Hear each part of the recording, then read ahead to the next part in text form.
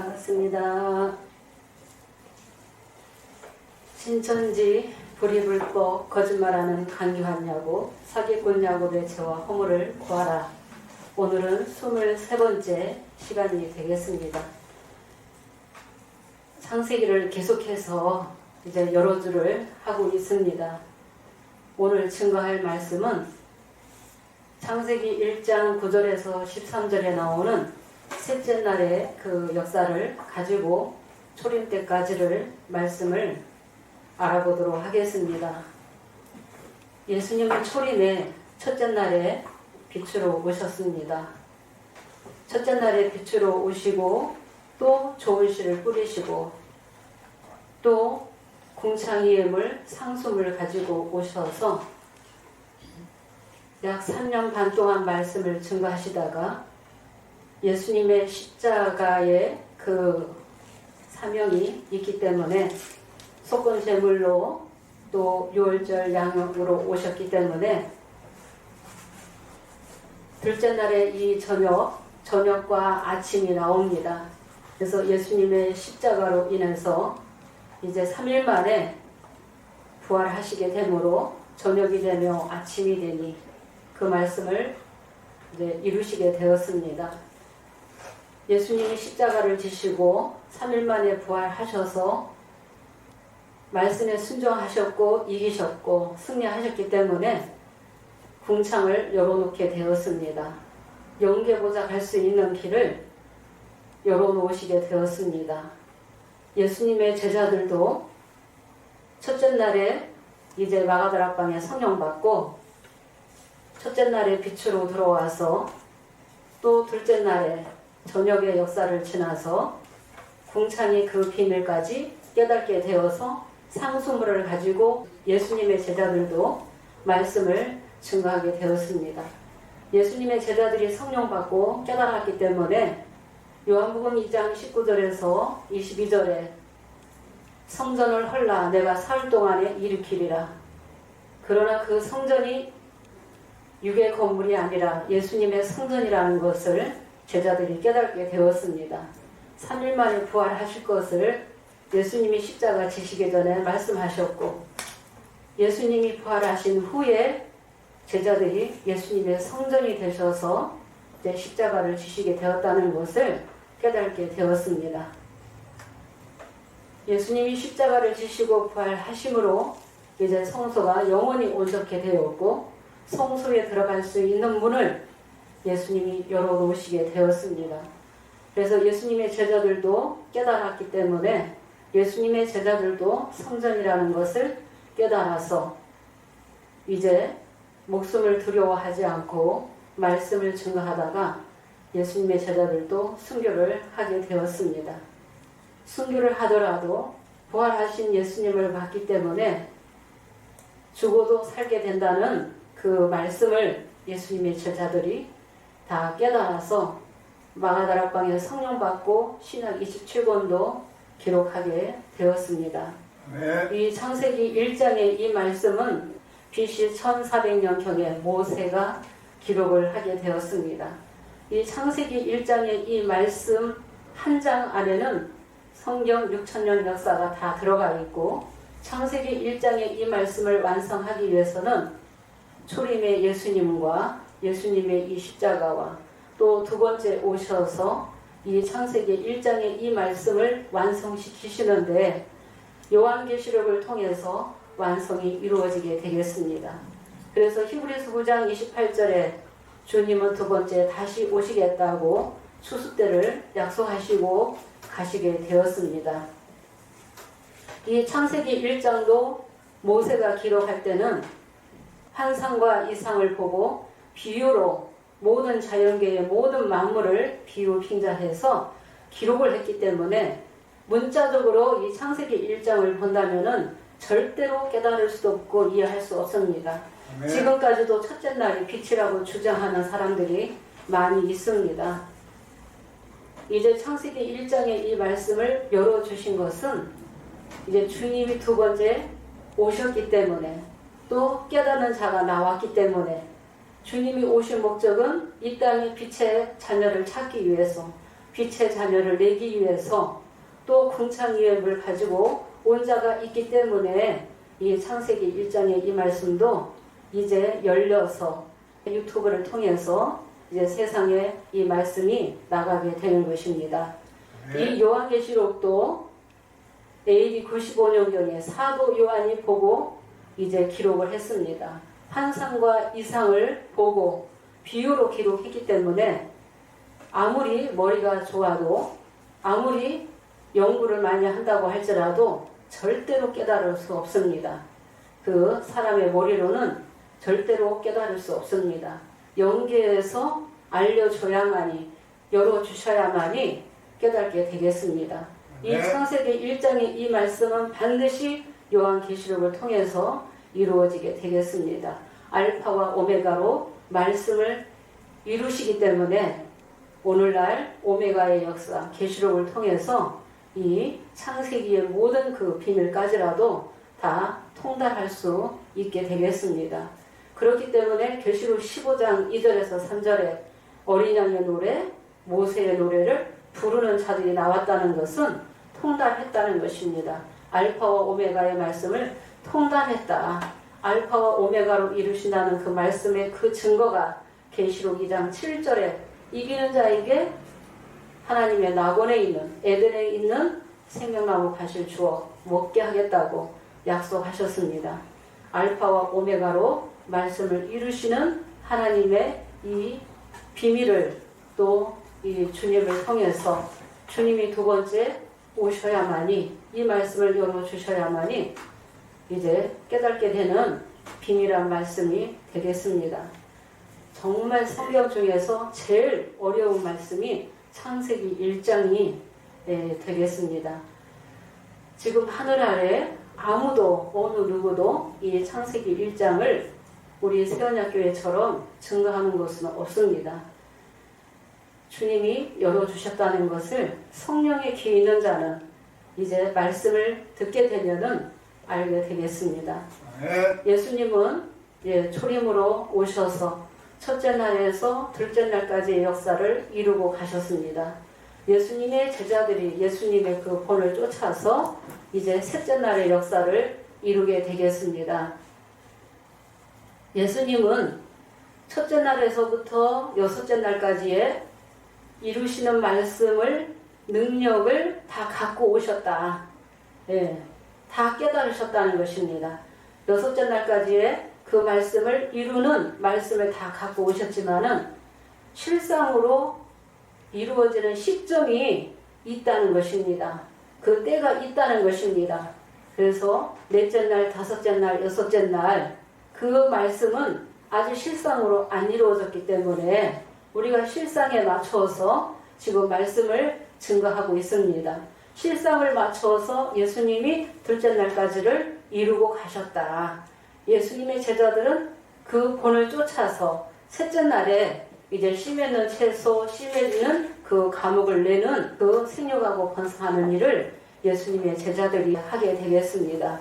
그래서 창세기 1장의 이 말씀, 그 여섯째 날까지의 그 천지 창조가, 심령 창조, 사람 창조가 다 이루어졌으면은 주님이 두 번째 다시 오실 필요가 없습니다. 두 번째 다시 오셔서 이제 창세기 1장의 이 말씀을 다 이루시게 되겠습니다.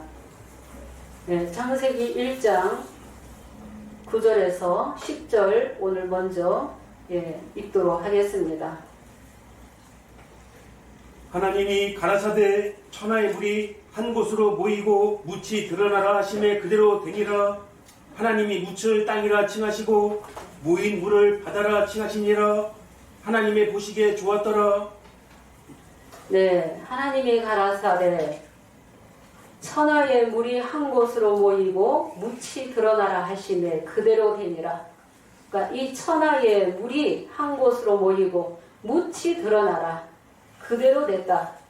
하나님이 또 묻을 땅이라 칭하시고 모인 물을 바다라 칭하시니라. 하나님 보시기에 좋았더라. 여기에서 알아야 될 것은 바다도 비유요 땅도 비유라는 것입니다. 영적인 땅과 영적인 바다가 무엇인가를 알아야 됩니다. 항상 하나님의 역사는 생명나무, 선악나무, 또 좋은 씨와 가라지, 또 육의 자녀와 성령의 자녀가 항상 있었다는 것입니다. 에덴 동산에도 그 생명나무와 선악나무가 있듯이 이 셋째 날의 이 역사에도 보면은 씨 맺는 땅이 있는가 하면은 또 바닷물이 있다는 것입니다. 이 바닷물이 저 세상의 저 바닷물이 아니라 영적 그 바닷물이 되겠습니다. 그래서 이 바닷물을 알기 위해서 먼저 다니엘 7장 3절 보도록 하겠습니다. 네, 몇 구절만 들어서 이 바다가 무엇인지 증거하고 들어가겠습니다. 큰 짐승 넷이 바다에서 나왔는데 그 모양이 각각 다르니 예, 큰 짐승 넷이 어디에서 나왔어요? 바다에서 나왔다. 예, 짐승 넷이 바다에서 나왔다. 이 말씀은 다니엘 선지자가 이상을 보고 기록한 거예요. 이상을 보고 17절을 보도록 하겠습니다. 진짜 바다가 아니라 이 바다가 무엇인지. 그 내 큰 짐승은 내 왕이라 세상에 일어날 것이로되. 네, 17절이죠. 내 큰 짐승은 곧 내 왕이요 바다는 곧 세상이다. 세상에 일어날 내 왕이라고 했죠. 내 왕을 내 짐승이다. 세상을 바다라고 비유하셨다는 것입니다. 그래서 이 바닷물은 땅과 이 바다로 나누실 때는 곧 궁창 위의 물과 궁창 아래의 물, 상수와 하수물로 나눠지게 되는 것입니다. 땅은 곧 성령의 자녀요 하나님의 장막에서 하나님의 말씀을 받은 자가, 성령을 받은 자가 씨 가진 채소, 씨 가진 과목을 내는 것입니다. 그런데 가라지도 있다는 것입니다. 이 가라지의 이 역사가 곧 바닷물이 되겠습니다. 이 바다가 곧 많은 물이요. 많은 물에는 누가 앉아 있어요? 계시록 17장 1절에 진짜 저 바닷물 위에 큰 음녀가 앉아 있는 것이 아니라 비유로 기록했다는 것입니다. 계시록 17장 1절 보겠습니다. 또 7 대접을 가진 7 천사 중 하나가 와서 내게 말하여 가로되 이리로 오라. 많은 물 위에 앉은 큰 음녀의 받을 심판을 내게 보이리라. 예, 많은 물 위에 앉은 큰 음녀의 받을 심판을 내게 보이리라. 음녀가, 그 큰 음녀가 많은 물 위에 앉아 있다. 또 17장에 보면은 7머리 10뿔 가진 짐승을 또 이 큰 음녀가 타고 있습니다.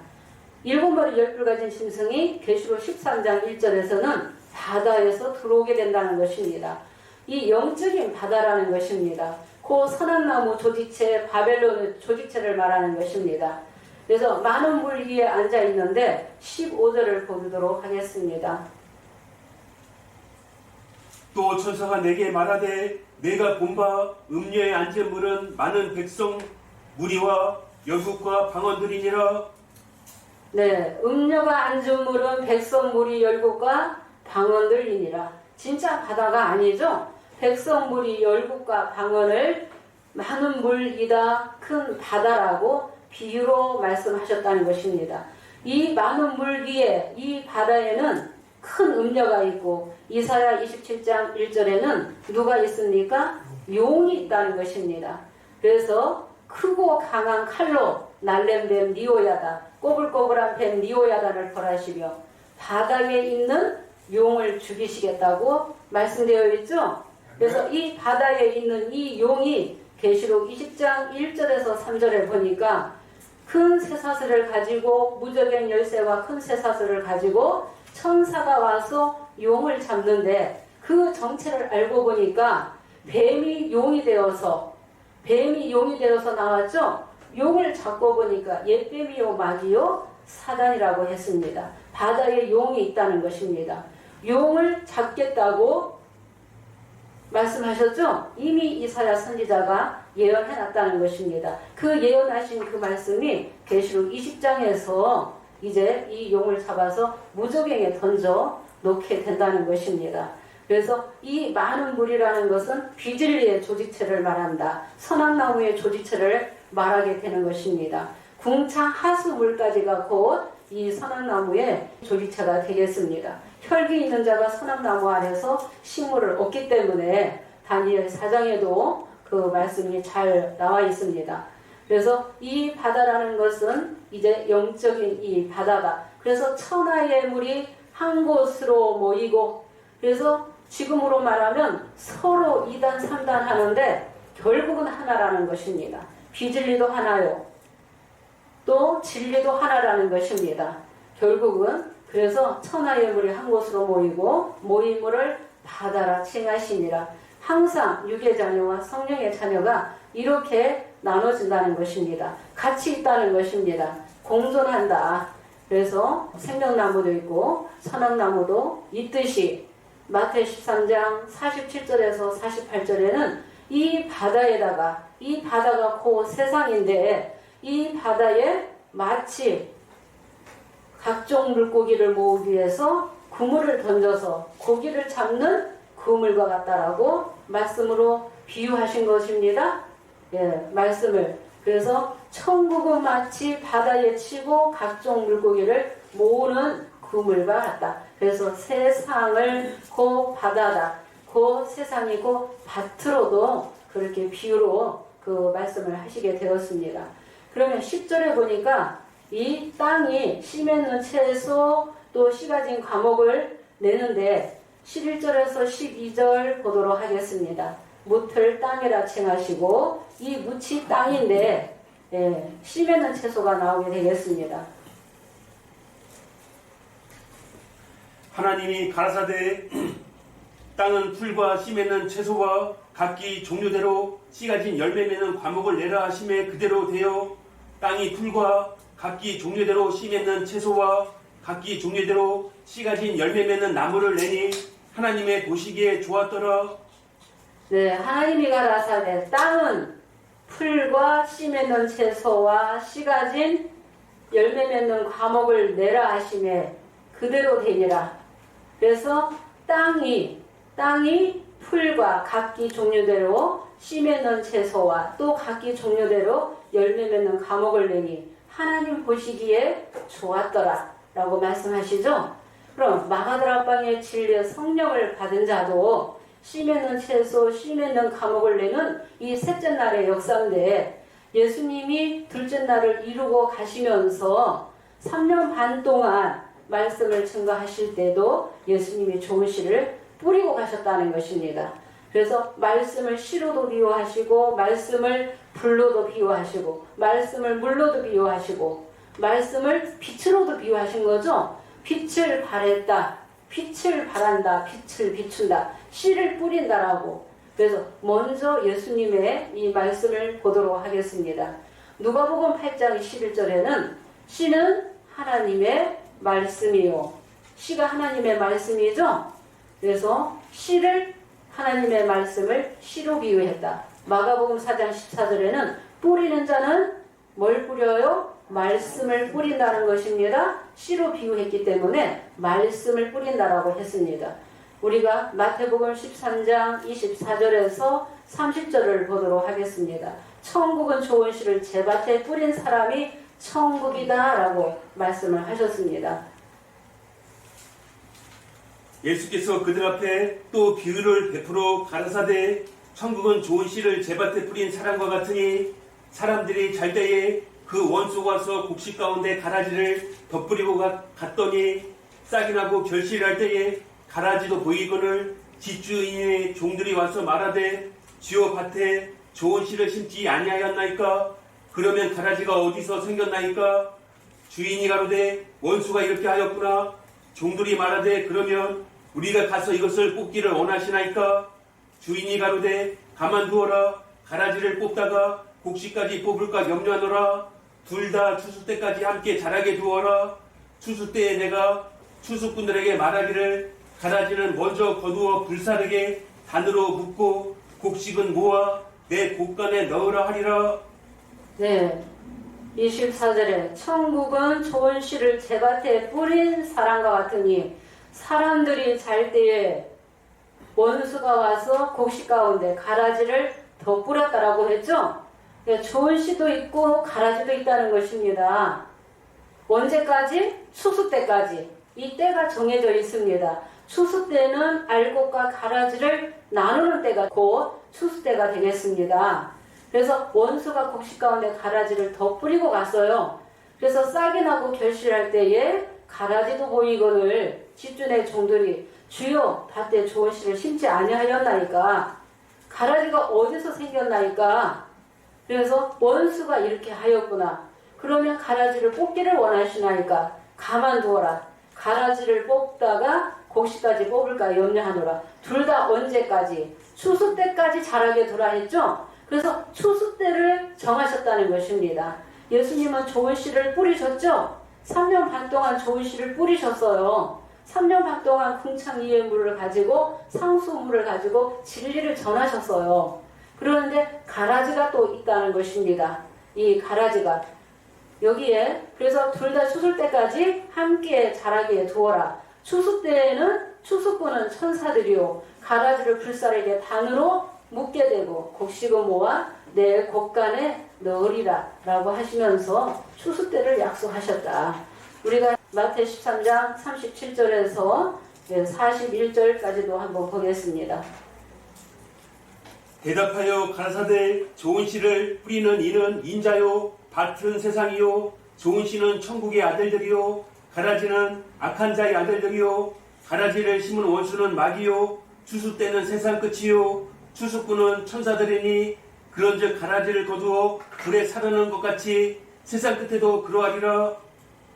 네, 좋은 씨를 뿌리는 이는 누구예요? 인자요. 예수님이 좋은 씨를 뿌리셨죠? 예수님이 좋은 씨를 뿌리신 것처럼 제자들도 좋은 씨를 이제 마가다락방에 성령을 받아야만이 그들도 좋은 씨를 뿌리게 되는 것입니다. 먼저 예수님이 좋은 씨를 뿌리셨다는 것입니다. 그래서 좋은 씨를 뿌리는 이는 인자요. 좋은 씨를 뿌렸는데 가라지도 났어요. 예레미야 31장 27절에는 사람의 씨와 짐승의 씨를 뿌릴 날이 이르겠다라고 예레미야 선지자가 BC 600년경에 먼저 예언해놨다는 것입니다. 그 말씀이 이루어진 거죠? 그 말씀이 이루어지고 또 재림 때에도 그 말씀이 또 이루어지게끔 되어 있다는 것입니다. 그래서 예수님이 초림에 오셔서 좋은 씨를 뿌리셨다. 밭은 세상이요 좋은 씨는 천국의 아들들이요 가라지는 악한 자의 아들들이요 추수 때는 세상 끝이요 추수꾼은 천사들이니 그런즉 가라지를 거두어 불에 사른 것 같이 먼저 가라지를 거두는 그 추수꾼 천사가 있게끔 되어 있고 세상 끝에도 그러하리라. 인자가 그 천사들을 보내리니 인자가 천사를 보내겠다고 약속되어 있다는 거예요. 추수 때는 누가 오게 된다? 추수꾼 천사를 먼저 보내시게끔 되어 있다는 것입니다. 그래서 그 나라에서 모든 넘어지게 하는 거 불법을 행하는 자들을 천사가 다 거두어내어서 풀무불에 던져놓겠다. 거기서 울며 이를 갈미 있으리라. 43절에는 의인들은 아버지의 나라에서 해와 같이 빛나는 그 역사가 있게끔 되어 있습니다. 그래서 추수 때는 심판 때죠. 종교 종말이라는 것입니다. 가라지와 알고 육의 자녀와 성령의 자녀가 말씀을 통해서 계시의 말씀이 곧 추수의 낫이 되어서 계시의 말씀으로 나누시는 것입니다. 계시의 말씀이 곧 추수의 낫이 되는 것입니다. 그래서 예수님은 3년 반 동안 이렇게 씨를 뿌리시면서 이 추수 때를 약속하셨습니다. 여러 부분과 여러 모양으로 또 비유로 그렇게 기록을 많이 하셨습니다. 마태 22장에는 자기 아들을 위하여 혼인잔치를 베푼 어떤 임금과 같다라고 말씀하시면서 나의 소와 살찐 짐승 잡아놓고 종들을 또 보내는 그 역사도 주 재림 때에 계시록을 통해서 그 말씀이 이루어지는 것입니다. 종들을 보내신다는 것입니다.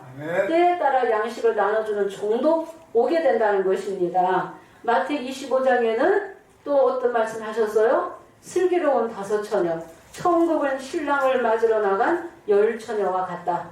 미련한 자는 등밖에 없고 슬기 있는 자는 등과 기름을 가지고 있기 때문에 신랑을 영접하게 된다는 것입니다.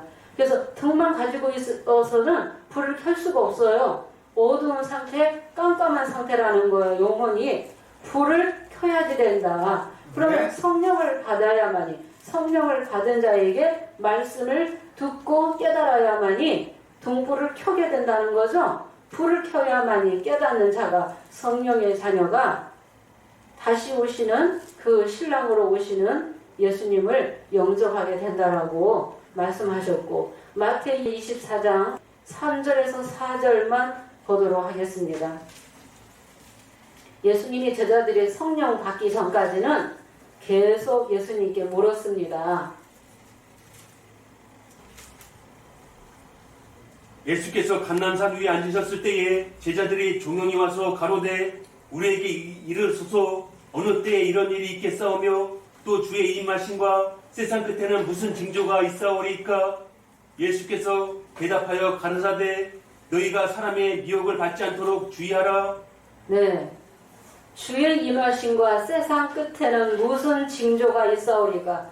예수님이 추수 때를 약속하셨기 때문에 주님 다시 오시는 때는 무슨 징조가 있사오리까? 예수님께 여쭙는 거죠? 예, 무슨 징조? 그래서 주의 임하심과 세상 끝에는 무슨 징조가 있사오리까? 라고 묻는데 예수님이 하시는 말씀이 사람의 미혹을 받지 않도록 주의하라라고 말씀하시면서 거짓 그리스도가 오게끔 되어 있다라고 했죠? 11절에서 12절도 보도록 하겠습니다. 불법의 역사가 먼저 있게끔 되어 있다. 그때는 사랑이 식어지게끔 되어 있다라고 말씀하셨습니다. 거짓 선지자가 많이 일어나 많은 사람을 미혹하게 하겠으며 불법이 성함으로 많은 사람의 사랑이 식어지리라. 네, 그때는 거짓 선지자가 일어나서 많은 사람을 미혹하게 한다. 그래서 택하신 자라도 미혹하는 역사가 있게끔 되어 있습니다. 불법의 역사가 먼저 성하게끔 되어 있습니다. 그때는 사랑이, 진리의 사랑이 다 식어질 때도 있다. 마태 24장 15절에는 멸망에 가져간 것이 거룩한 곳에 선 것을 보거든 유대에 있는 자는 산으로 도망가라. 그 말씀이 그 온전하게 이루어지는 때가 계시록 13장 사건이라는 것입니다. 예수님은 십자가 지시기 전에 모든 말씀을 다 깨달으셔서 말씀을 다 증거하셨습니다. 그런데 예수님의 제자들은 부분적으로 깨달았어요. 다 깨닫지 못했기 때문에 계속 예수님의 제자들이 묻게 되었다. 중요한 것은 추수 때를 정해놓으셨고 추수 때까지는 좋은 씨와 가라지가 같이 있게끔 되어 있다는 것입니다. 예, 그 추수 때가 곧 정해져 있다는 것입니다. 그래서 예수님이 이렇게 씨를 뿌리셨습니다. 씨를 뿌리시고 예수님의 이 제자들을 한번 보도록 하겠습니다. 예수님의 이 제자들도 예수님이 첫째 날에 빛으로 나오셨고 둘째 날에 궁창이염을 상수물을 가지고 역사하신 것처럼 예수님의 이 제자들도 첫째 날에 빛으로 나오게 되었습니다. 이제 마가다락방에 진리의 성령 보혜사 성령을 받음으로 첫째 날에 빛으로 들어온 자가 궁창이염을 궁창 하나님의 이 장막의 비밀을 깨달은 자가 상수물을 가지고 오게끔 되어 있는 것입니다. 그래서 이 예수님의 제자들이 둘째 날에 이제 저녁을 지나서 이 상수물을 가지고 이제 역사하게 되면서 땅에서 씨 맺는 채소, 씨 가진 열매 맺는 과목을 이 성령을 받은 자들이 하게끔 되어 있다는 것입니다. 그래서 예수님의 제자들도 씨 뿌리는 일을 하게 되었다는 것입니다. 먼저 우리가 사도행전 1장 6절에서 8절을 보도록 하겠습니다. 너희가 성령을 받으면 땅 끝까지 증거 전파하라고 말씀하셨습니다. 저희가 모였을 때에 예수께서 묻자와 가로되 주께서 이스라엘 나라를 회복하심이 이때이니까 하니 가라사대 때와 기한은 아버지께서 자기의 고난에 주셨으니 너희의 알 바 아니요 오직 성령이 너희에게 임하시면 너희가 권능을 받고 예루살렘과 온 유대와와 사마리아와 땅끝까지 이르러 내 증인이 되리라 하시니라. 네, 저희가 모였을 때 예수께 묻자와 가로되 이 주께서 이스라엘 회복이 이때니까 이스라엘 회복하심이 이때니까 예수님이 뭐라고 말씀하셨어요? 때와 기한은 아버지께서 자기의 권한에 두셨으니 너희의 알 바 아니요. 또 너희에게 성령이 임하시면 너희가 권능을 받고 예루살렘과 온 유대와 사마리아와 땅끝까지 이르러 내 증인이 되라. 그래서 땅끝까지 증거 전파하라는 그 말씀을 이루기 위해서 오늘날 추수 때까지 그 말씀이 이어져 왔다는 거죠. 네, 땅끝까지 증거 전파. 이 땅끝 모퉁이 나라가 우리나라를 말씀하시는 것입니다. 땅끝 모퉁이 나라가 우리나라. 근데 이스라엘 회복이 그때 되었느냐? 안 되었다는 것입니다. 그때가 아니라는 것입니다. 그래서 때와 기한은 너희의 알 바 아니다 라고 말씀하셨죠. 그러니까 이스라엘 회복이 그때 되었으면은 예수님 두 번째 다시 오실 필요가 없죠. 이스라엘 회복이 언제 되느냐? 회복이 안 되었기 때문에 계시록 7장 8장의 사건이 있게 되는 거죠. 예, 그래서 이스라엘 이 회복은 히브리서 8장 8절에서 우리가 한 10절을 먼저 보도록 하겠습니다. 이스라엘 회복에 대해서 먼저 이 말씀을 알아보고 들어가도록 하겠습니다. 저희를 허물하여 일렀으되 주께서 가라사대 볼지어다 날이 이르느니 내가 이스라엘 집과 유다 집으로 새 언약을 세우리라. 주께서 가라사대 내가 저희 열조들의 손을 잡고 애굽 땅에서 인도하여 내던 날에 저희와 세운 언약과 같지 아니하도다. 저희는 내 언약 안에 머물러 있지 아니하므로 내가 저희를 돌아보지 아니하였노라. 주께서 가라사대 그날 후에 내가 이스라엘 집으로 세울 언약이 이것이니. 네, 저희를 허물하여 일렀으되 날이 이르리니 유다 집과 이스라엘 집에 새 언약을 세우리라. 이 언약은 내가 그들의 열조들의 손을 잡고 애굽 땅에서 인도하여 내던 날에 세운 언약과 같지 아니할 것은 그들이 내 언약 안에 머물러 있지 아니하므로 내가 그를 돌아보지 아니하였노라.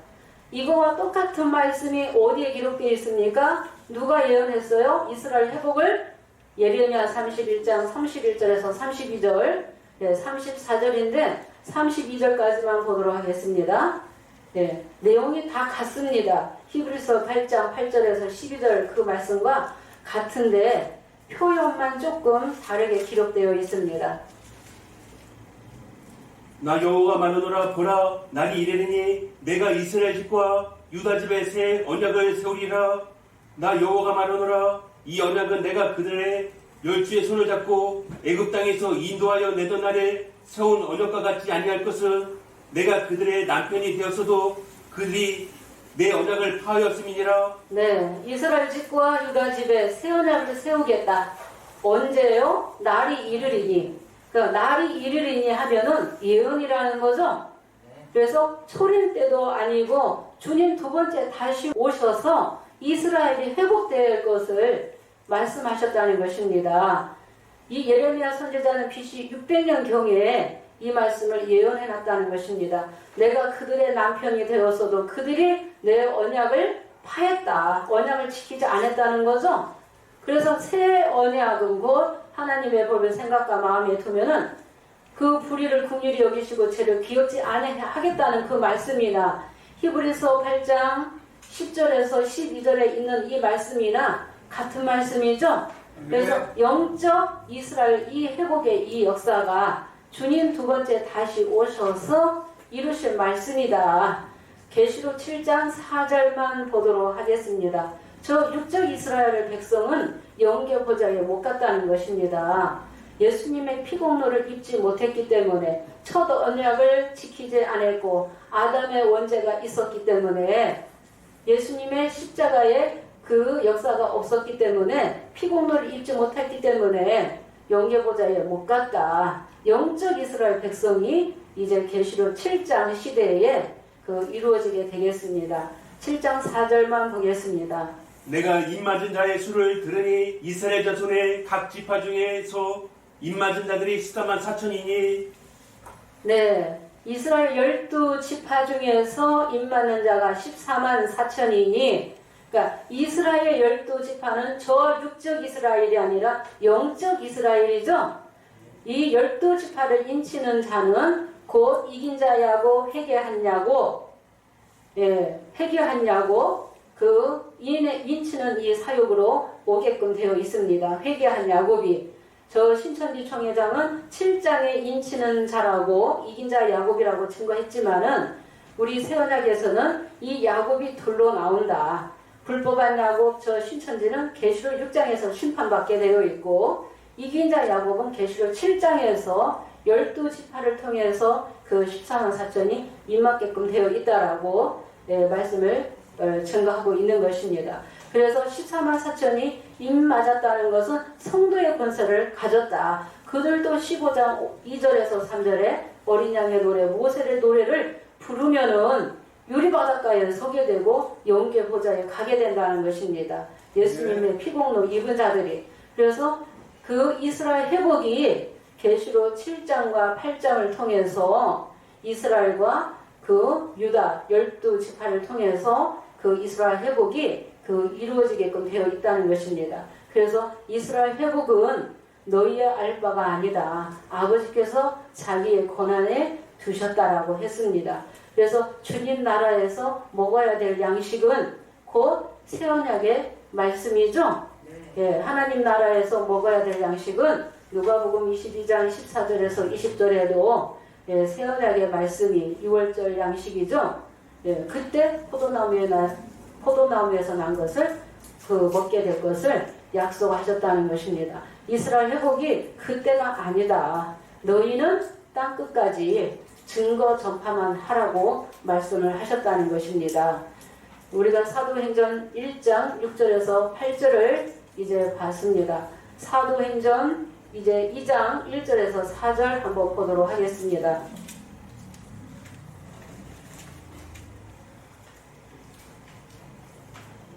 보려니 하늘로부터 급하고 강한 바람 소리 같은 것이 있어 저희 앉은 온 집에 가득하며 불이 혀같이 갈라지는 것이 저희에게 보여 각 사람 위에 임하여 있더니 저희가 다 성령의 충만함을 받고 성령이 말하게 하심을 따라 다른 방언으로 말하기를 시작하니라.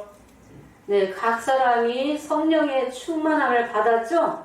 성령의 이 충만함을 받았어요. 마가다라 방에 보혜사 진리의 성령이 오셨다. 그래서 성령을 받은 자가 첫째 날에 빛부터 시작한다는 것입니다. 네. 성령을 받은 자는 첫째 날에 빛부터 시작을 하게 되는 것입니다.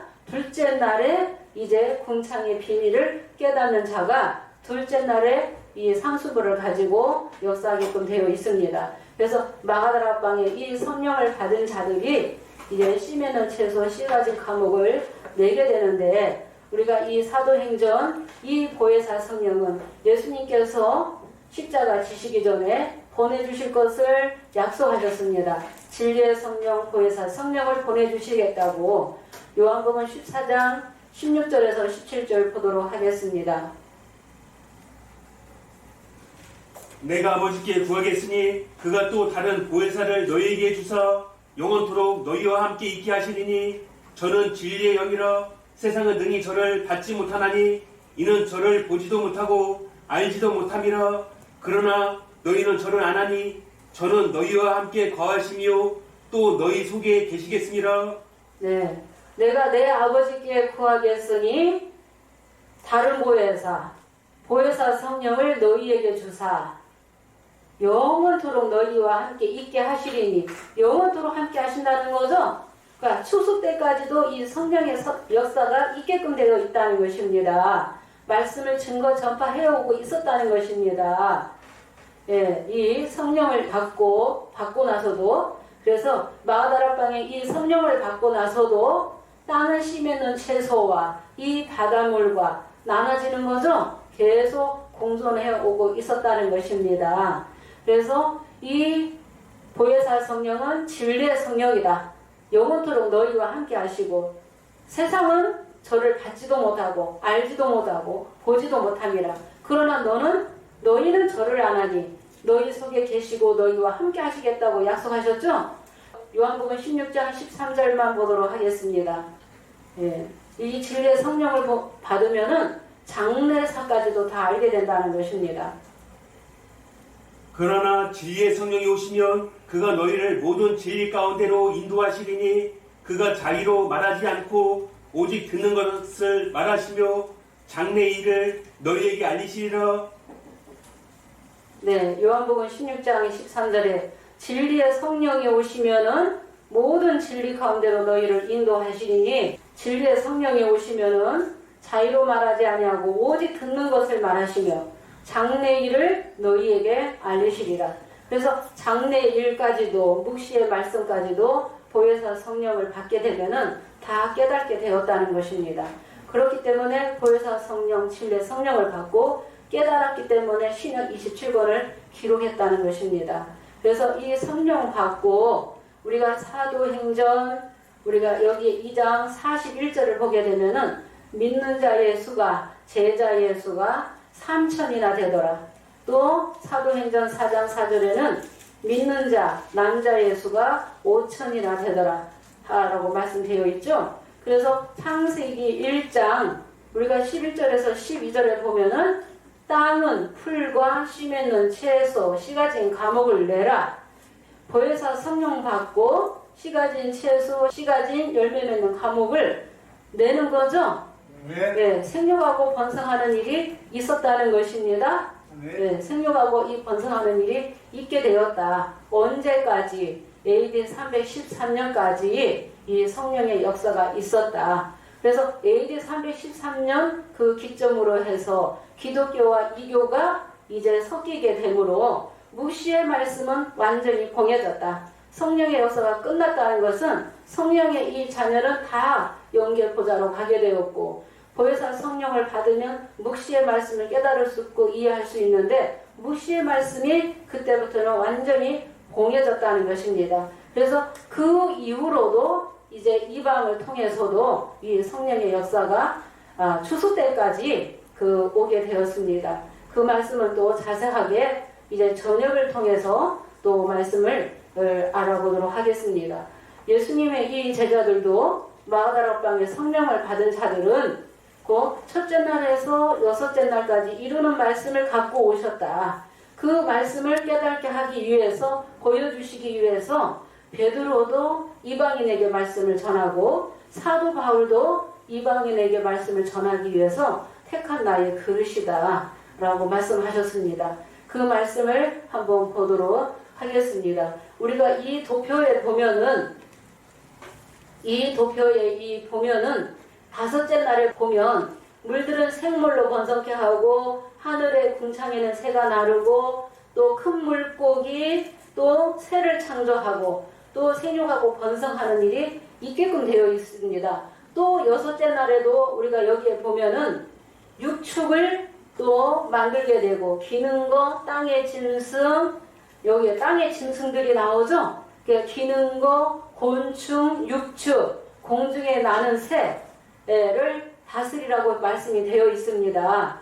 그래서 예수님의 이 제자들이 여섯째 날까지의 능력을 갖고 오셨다. 말씀은 다 깨달으셨다는 것입니다. 성령 받고 여섯째 날까지 이 말씀이 실상은 안 이루어졌다는 것입니다. 그러나 여섯째 날까지의 능력은 다 갖고 왔다는 것을 보여주시기 위해서 베드로도 이방에게 가서 말씀을 전하게 되었습니다.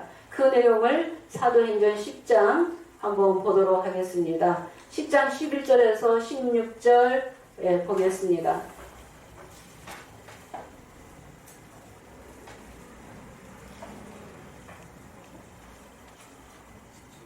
하늘이 열리며 한 그릇이 내려오는 것을 보니 큰 보자기 같은 내 길을 메어 땅에 들이웠더라. 그 안에는 땅에 있는 각색 네 발 가진 짐승과 기는 것과 공중에 나는 것들이 있는데 또 소리가 있으되 베드로야 일어나 잡아먹으라 하거늘 베드로가 가로되 주여 그럴 수 없나이다. 속되고 깨끗이 아니한 물건을 내가 언제든지 먹지 아니하였나이까 한데 또 두 번째 소리 있으되 하나님께서 깨끗하게 하신 것을 네가 속되다 하지 말라 하더라. 이런 일이 세 번 있은 후 그 그릇이 곧 하늘로 올려가니라.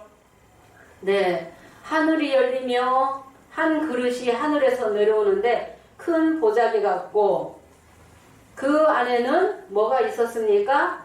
네 군데를 묶은 그 보자기 하나가 땅에 내려오게 되었습니다.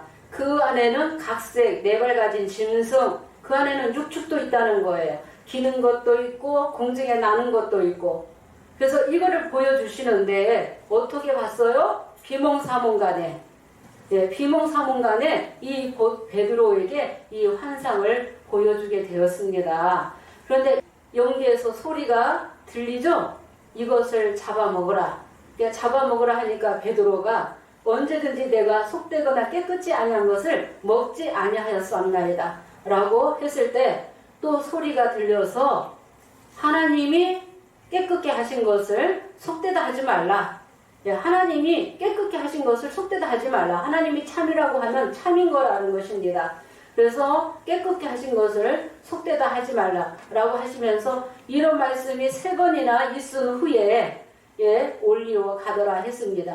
이 말씀은 곧 할례받지 아니한 이방인 그 고넬료에게 베드로가 가서 말씀을 전하게 되었다는 것입니다. 그래서 그 전까지는 이방인과 교제하는 것이 위법이 되었다는 것입니다. 상종도 안 했다는 것입니다. 그런데 이방인에게 이 말씀을 전하고 이방인을 회복하기 위해서 베드로에게 이 환상을 보여주게 되었습니다. 사도행전 10장 28절 한번 보겠습니다. 이르되 유대인으로서 이방인을 교제하는 것과 가까이 하는 것이 유법인 줄을 너희도 알거니와 하나님께서 내게 지시하사 아무도 속되다 하거나 깨끗이 않다 하지 말라 하시기로. 네, 유대인으로서 이방인을 교제하거나 가까이 하는 것이 위법인 줄을 너희도 알거니와. 그러니까 유대인들이 다 알고 있었다라는 것입니다. 하나님께서 내게 지시하사 아무도 속되다 하거나 깨끗이 않다 하지 말라. 예, 하나님께서 택하시고 하나님께서 살리겠다고 말씀하셨고 작정하셨다는 것입니다. 이방인까지도 다 회복하실 것이 예언되어 있다는 것입니다. 그래서 창세기 1장 5째 날, 6째 날 보면은 짐승, 육축, 기는 거, 공중에 나는 새들을 다스리라는 말씀이 되어 있죠. 네. 진짜 짐승을 다스리고 진짜 공중에 나는 새를 다스리고 또 진짜 씨 가진 채목을 다스리라는 거 아니라는 거죠. 네. 네, 기는 거, 곤충을 다스리라고 택하신 게 아니라는 것입니다. 그래서 이방인을 할례받지 아니한 이방인을 이렇게 짐승으로 4발 가진 짐승으로 기는 거 공중의 새로 그렇게 비유로 말씀하셨다는 것입니다. 사도행전 10장 44절도 한번 보겠습니다. 이 내용이 너무 길어서 예, 좀 요약을 했습니다. 중요한 부분만 읽겠습니다. 베드로가 이 말할 때에 성령이 말씀 듣는 모든 사람에게 내려오시니 45절까지요. 베드로와 함께 온 할례받은 신자들이 이방인에게도 성령 부어주심을 인하여 놀라니. 네, 베드로가 이 말을 할 때에 성령이 말씀 듣는 모든 사람에게 내려오니 예, 이방인에게도 성령을 부어주셨다는 것입니다. 베드로와 함께 온 할례 받은 신자들이 유대인들이 이방인들에게도 성령 부어주심을 인하여 놀라게 되었죠. 그러니까 이방인에게도 회개할 수 있는 기회를 주셨다는 것입니다. 예, 성령을 부어주셨다는 것입니다. 회개만 하면 주 예수 그리스도를 믿기만 하면은 곧 제사함 받고 살 수 있는 그 말씀을 주셨다는 것입니다. 사도행전 11장 17절에서 18절 보겠습니다. 그런즉 하나님이 우리가 주 예수 그리스도를 믿을 때에 주신 것과 같은 선물을 저희에게도 주셨으니 내가 누구간데 하나님을 능히 맡겠느냐 하더라. 저희가 이 말을 듣고 잠잠하여 하나님께 영광을 돌려 가로되 그러면 하나님께 이방인에게도 생명 얻는 회개를 주셨도다 하니라. 네, 우리가 주 예수 그리스도를 믿을 때에 주신 것과 같은 선물을 저희에게도 주셨으니 내가 누구간데 하나님을 맡겠느냐. 주 예수 그리스도를 믿으면 선물을 받게 되는 거예요. 그 선물이 믿음의 선물이죠. 믿음으로 말미암아 구원을 받게 되는 거예요. 그런데 같은 선물을 누구에게도 주셨다고요? 이방인에게도 그 선물을 주셨다고 했습니다. 저희가 이 말을 듣고 잠잠하여 하나님께 영광을 돌려가로되, 잠잠해졌다고 했죠? 깨달아서 하나님께 영광을 돌리는 것입니다. 그러면 하나님께서 이방인에게도 생명 얻는 회개를 주셨도다. 생명을 주시기 위해서 생명 얻는 그 회개를 주셨다라고 말씀하셨습니다. 사도행전 13장 46절에서 48절만 보도록 하겠습니다. 왜 이 말씀이 중요하냐? 창세기 1장을 다 문자대로 풀고 있다는 것입니다. 자연계의 창조로 알고 있다는 것입니다. 초보의 목자들이. 아멘. 첫째 날이 빛조 태양이다.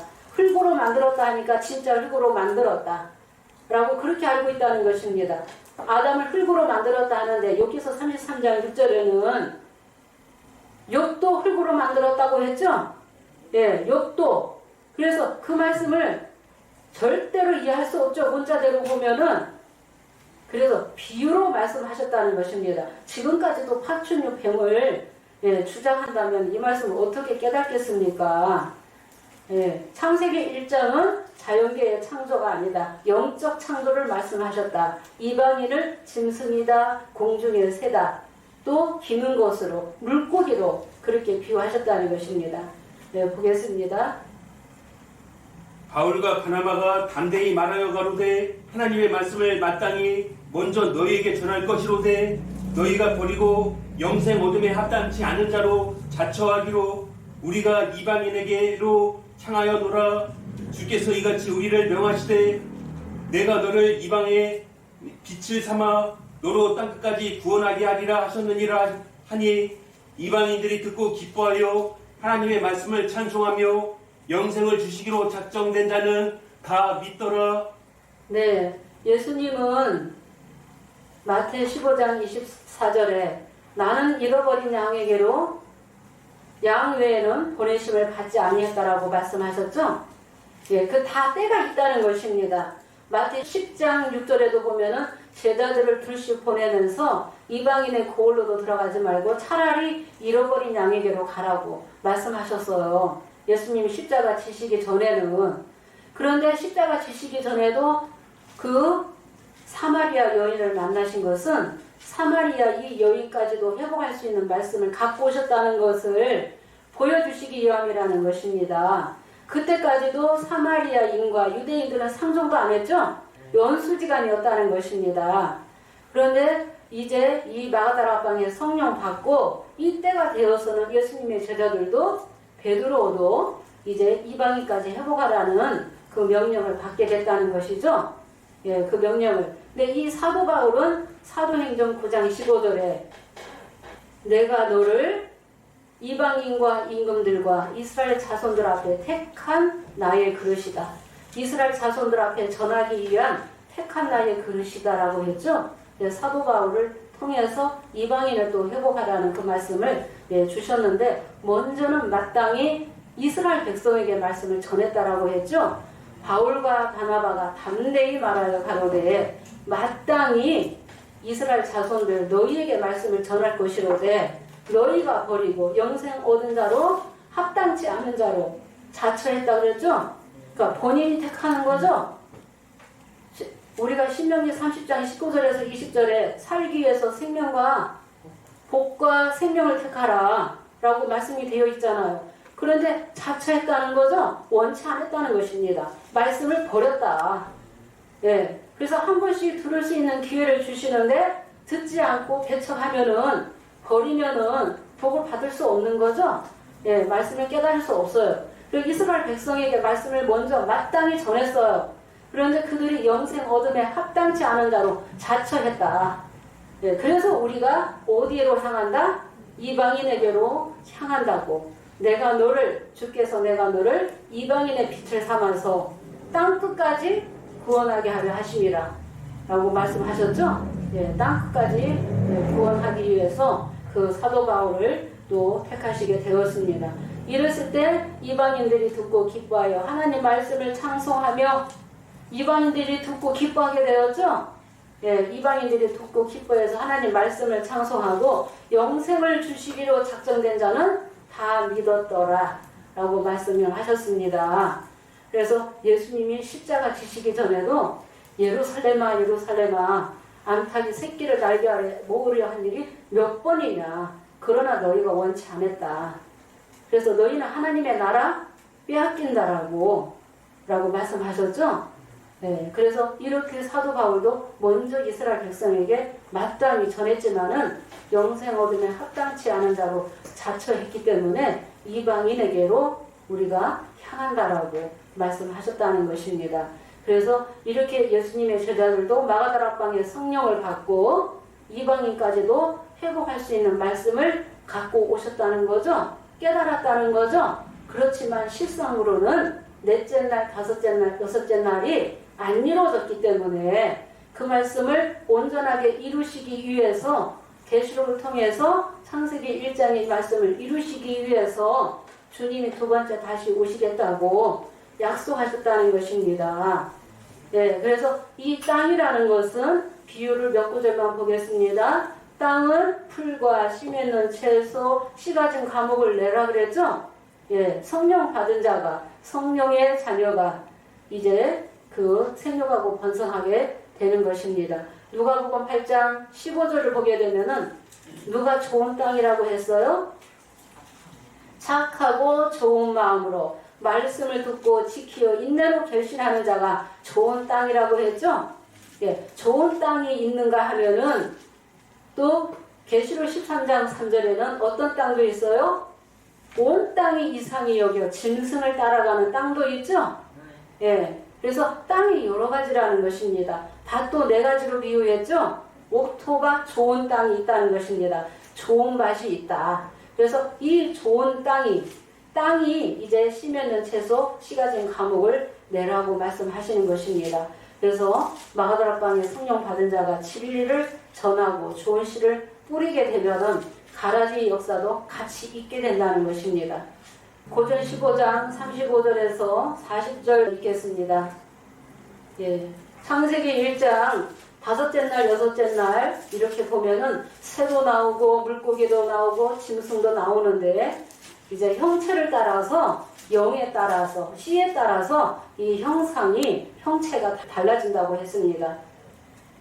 누가 묻기를 죽은 자들이 어떻게 다시 살며 어떠한 몸으로 오느냐 하리니 어리석은 자요 너희 뿌리는 씨가 죽지 않으면 살아나지 못하겠고 또 너희 뿌리는 것은 장래의 형체를 뿌리는 것이 아니요 다만 밀이나 다른 것의 알갱이 뿐이로되 하나님이 그 뜻대로 저에게 형체를 주시되 각 종자에게 그 형체를 주시느니라. 육체는 다 같은 육체가 아니니 하나는 사람의 육체요 하나는 짐승의 육체요 하나는 새의 육체요 하나는 물고기의 육체니라. 하늘에 속한 형체도 있고 땅에 속한 형체도 있으나 하늘에 속한 자의 영광이 따로 있고 땅에 속한 자의 영광이 따로 있으니.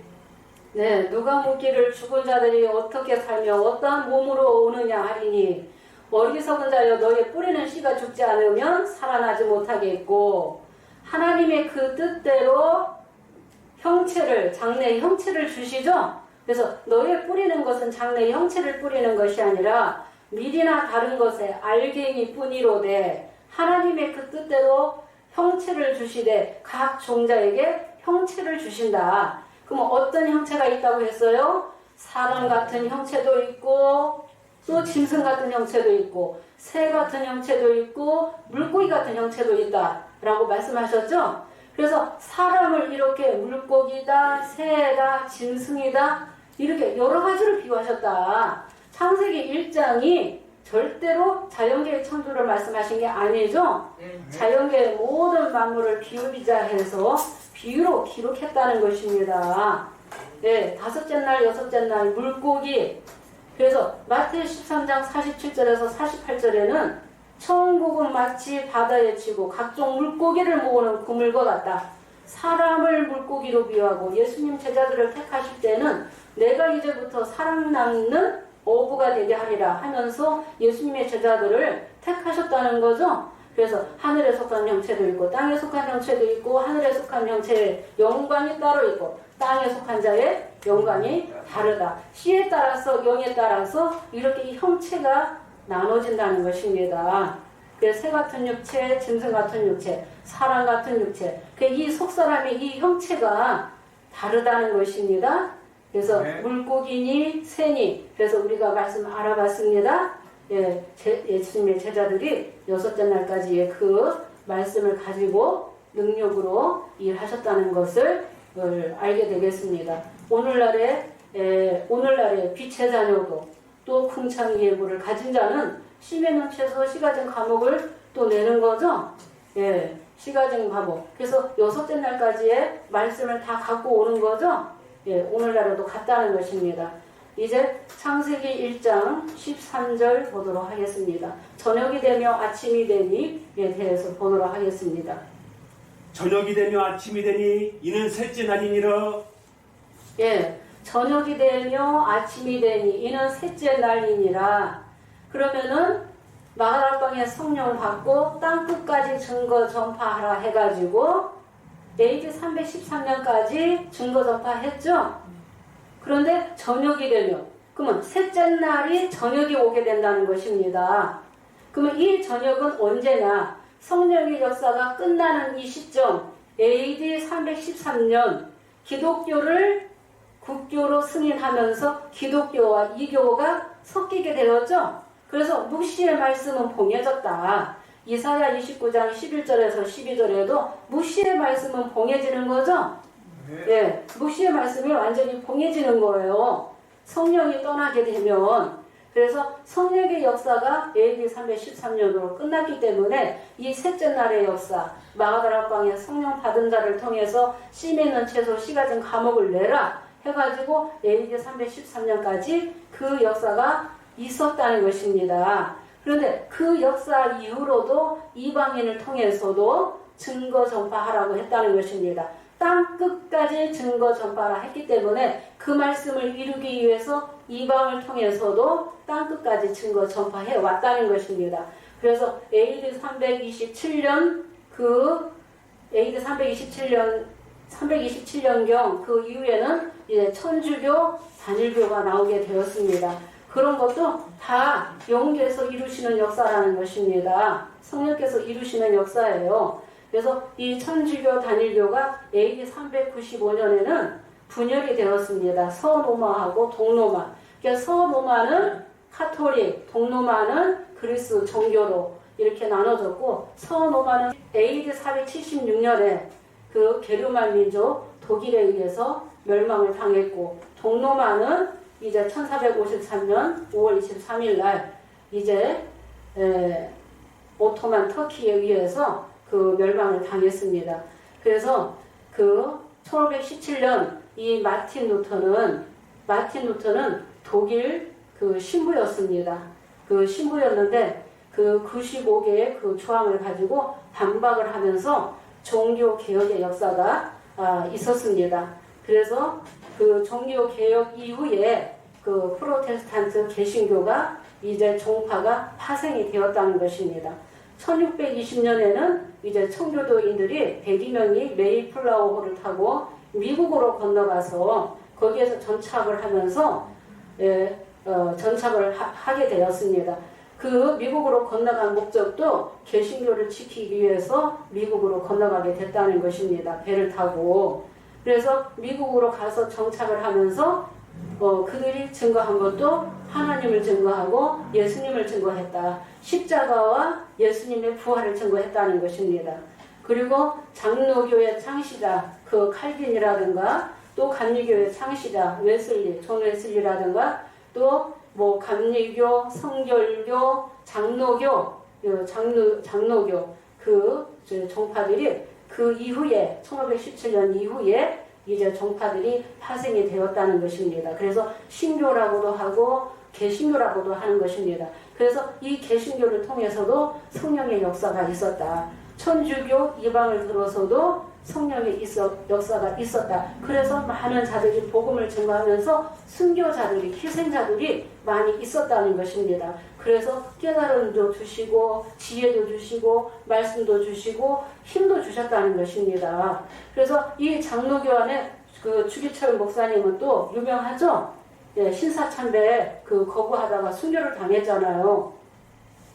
그리고 우리나라의 김대건 신부, 우리나라의 최초의 그 사제가 되신 그 김대근 그 신부님도 그 순교를 당했다는 것입니다. 그래서 그 모든 그 역사들이 십자가의 이 복음을 증거 전파하기까지 땅 그 모퉁이 나라 우리나라에까지 이 말씀이, 그래서 예수님의 십자가와 부활을 증거하는 그 말씀이 땅 그 모퉁이 나라에 추수 때까지 증거 전파하기까지도 성령의 역사가 있었다는 것입니다. 그래서 진리의 성령을 받으면 영원토록 너희와 함께 하시겠다고 약속하셨죠? 예, 약속하셨다. 그래서 주문시와 가라지의 역사가 계속 이어져 왔었다는 것입니다. 예, 그래서 초보에서도 또 이방인 중에서도 하나님 백성을 때에 따라서 또 지키시고 기르고 계신다는 것입니다. 예, 우리도 다 이방을 통해서 이제 우리가 이 새언약으로 택함받아서 오게 되었다는 것입니다. 그러면 이 추수 때는 언제냐? 주님 두 번째 다시 오실 때, 성령으로 오실 때. 그래서 성령으로 오시는데 계시록 1장 13절에 촛대 사이에 오시게 되죠. 촛대 사이에 성령으로 오시는 분은 맨 처음에 어떤 역사를 이루신다고요? 알파와 오메가로 아담의 역사를 재현하시는 거죠. 일곱 별의 이 역사를 통해서 재현하시고, 또 일곱 별들이 배도하고 멸망당한 이후에는 2일 후에는 또 야곱의 역사를 재현하시는 거죠. 그런데 이 야곱이 둘로 나눠진다는 것을 우리 새언약에서 처음으로 증거하는 것입니다. 그래서 먼저는 강요하냐고 불법하냐고 거짓말하는 야곱이 나오게 된다라고 했죠. 계시록 6장에 심판받기 전에 계시록 5장 8절에서 이제 회개를 촉구하는 역사가 5장 8절이라고 했습니다. 그래서 오늘날에는 성령이 오신 목적이 뭐라고 했어요? 성령의 자녀, 빛의 자녀를 내기 위해서 오시는 거죠. 빛의 자녀가 나왔죠. 첫째 날에 역사를 통해서, 저녁의 역사를 통해서 빛의 자녀가 나왔고, 빛의 자녀가 둘째 날에 궁창의 비밀을 깨달아서 또 상수물을 가지고 왔죠. 예, 상수물을 가지고 온 자를 통해서, 성령 받은 자를 통해서 씨맺는 채소, 씨가 진 감옥의 이 역사가 또 있어야지 되는 거죠. 예, 그 말씀 이루셔야지 되는 거죠. 그래서 항상 우리가 셋째 날의 역사를 할지라도 첫째 날의 빛부터 시작한다는 것입니다. 마가방에 성령 받은 자도 첫째 날의 빛부터 시작을 한다는 것입니다. 그래서 저녁이 되며 아침이 되니, 저녁은 AD 313년으로 인해서 저녁이 왔고, 셋째 날의 역사가, 그래서 313년 그때를 기준으로 해서 혼동공허 흑암의 역사였다. 중세 암흑 시대로 들어갔다. 묵시의 말씀은 봉해졌다. 그러나 예수님의 십자가와 부활은 계속해서 땅끝까지 증거 전파해 왔기 때문에 오늘날의 일곱 별의 역사도 있었고, 예, 일곱 별의 역사도 나올 수 있었고, 불법한 야곱의 역사도 택할 수 있었고, 오늘날의 5장 8절에 우리 새언약의 역사도 나올 수 있게 되었다는 것입니다. 아침이 오기까지. 그럼 오늘날의 이 아침은 주님이 두 번째 아침 빛으로, 첫째 날의 빛으로 오시는 거죠. 예, 첫째 날의 빛으로 오신 분이 창진리의 말씀을 가지고 오셔서, 궁창이의 물을 가지고 오셔서 이 땅에 또 말씀을 깨닫게 하셔서 첫째 날에서 여섯째 날까지 이루는 말씀을 다 갖고 계시는 거죠. 그래서 주님이 사람을 들어서 이 말씀을 이루어 나가신다. 계시록 9장까지는 보좌의 영들을 붙들고, 이 땅에는 많은 대언자, 사역자들을 붙들고, 7장, 8장에 통해서 이제 14만 4천 영적 이스라엘 역사가 이루어지게끔 되어 있습니다. 그 말씀을 인치는 자를 내기 위해서 5장 8절의 역사가 먼저 있게 되었습니다. 아모스 3장 7절과 같이 선지자가 먼저 외쳐주는 거죠. 그래서 지금은 불법한 야곱이 회개할 때가 되었다는 것입니다. 계시록 10장에서는 책 먹고 11장에서는 지팡이 같은 갈대 받아서 주 앞에 서는 두 감람나무 두 증인을 통해서 길리기 사자가 먼저 나오게 되죠. 네, 길리기 사자 역사 이후에는 또 언약의 사자, 남자아이가 오실 때는 또 그 육체를 들어서 육체와 하나 되어서 육체를 입고 또 첫째 날의 빛부터 또 이뤄 나가시는 것입니다. 그래서 남자아이 시대가 되어서 또 여섯째 날까지 또 이루어지는 그 말씀도 또 나중에 말씀을 드리도록 하겠습니다. 예, 오늘까지는 이제 말씀을 이제 다 증거하였습니다. 네, 마지막으로 이제 여기 비유를 모르시는 분들을 위해서 넷째 날에 이 보게 되면은 하늘에 궁창이 있는데 큰 광명, 작은 광명, 별들을 만들고 그래서 해, 달, 별이 나오죠? 예, 해, 달, 별. 그냥 말로만 몇 구절만 들어서 예, 설명하고 마치도록 하겠습니다. 비유를 전혀 모르는 분들을 위해서 예, 불법한 야곱은 비유에 대한 거는 대부분 다 알고 있습니다. 예, 다 알고 있는데 구슬을 깨지 못하죠. 성령을 받아야만이 구슬을 깨는 것입니다. 구슬을 깨는 자는 성령 받아야지만이 깰 수 있고 그래서 구슬이 서말이라도 깨어야지 보배라고 했다는 것입니다. 그래서 그 깨는 역사를 그 주님께서 하시게끔 되어 있다. 우리가 시편 84편 11절에도 보면은 하나님을 해라고 비유하셨고 요한일서 1장 5절에는 하나님이 빛이라고도 하셨고 말라기 4장 2절에는 예수님을 의로운 해라고 또 비유하셨죠? 예, 비유하셨다는 것입니다. 또 고전 15장 41절에는 해의 영광이 다르고 달의 영광이 다르고 별들의 영광이 다르다라고 하셨죠? 예, 해, 달, 별의 영광이 다르다. 그래서 목자가 또 해면 또 전도자는 달이 될 수 있고 성도는 또 별이 될 수 있다는 것입니다.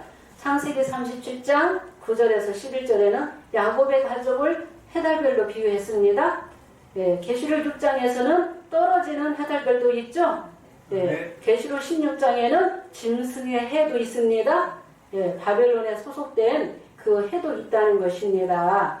그래서 넷째 날에 큰 광명, 작은 광명 이 말씀에는 큰 비밀이 있다는 것입니다. 그래서 어린 양을 큰 광명, 모세를 또 작은 광명, 또 별들은 또 성도를 말하고 예, 그 말씀에 대한 것은 또 나중에 말씀의 순서가 되면은 말씀을 또 증거하도록 하겠습니다. 마지막으로 다니엘 12장 3절에 많은 사람을 옳은 대로 인도하는 자들은 궁창의 별과 같이 궁창의 빛과 같이 영원토록 비친다고 했죠? 예, 그래서 넷째 날에 이 해달별도 비유로 말씀하셨다는 거 자연계 해달별이 아니라는 거 첫째 날에 빛이 태양이며 넷째 날에 해달별을 증거할 수 없죠? 예, 그래서 영적인 말씀이라는 거 예, 창세기 1장이 그래서 창세기 1장의 이 말씀은 계시록을 통해서 주님이 완성하신다. 예, 오늘 말씀은 이것으로 마치고 이제 예, 끝내겠습니다. 다음 시간에 또 이어서 말씀을 나가도록 하겠습니다. 감사합니다.